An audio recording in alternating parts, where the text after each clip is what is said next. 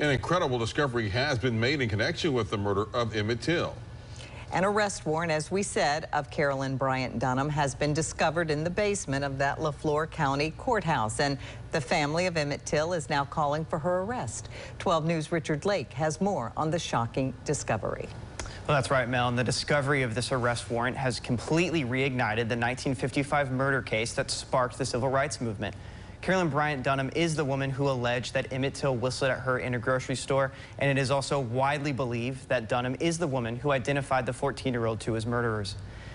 In the finding, this warrant, the Till family hopes to lead to Dunham's arrest. Those in the legal community worry that it may not be enough evidence to do so.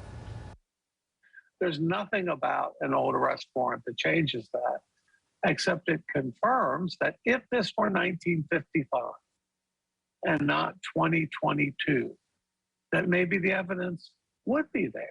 This legal school of thought emphasizes how the lack of witnesses and timely evidence would simply not be enough to lead to new arrests or the reopening of an already closed case. Those who have chronicled the story of Emmett Till's murder have agreed. Though historically cherished, the legal ramifications of the warrant are less clear. Discovery of the warrant is huge historically. Whether this is going to be enough to tip, the balance, I don't know that it is unless the authorities change their will about this. The Emmett Till case has been opened up twice since the original 1955 case, once in 2004 and the other in 2017. One of the most influential people in the reopening of those cases has been Keith Beauchamp. A filmmaker, Beauchamp has offered compelling witness testimonies and other pieces of evidence that have reopened the case twice.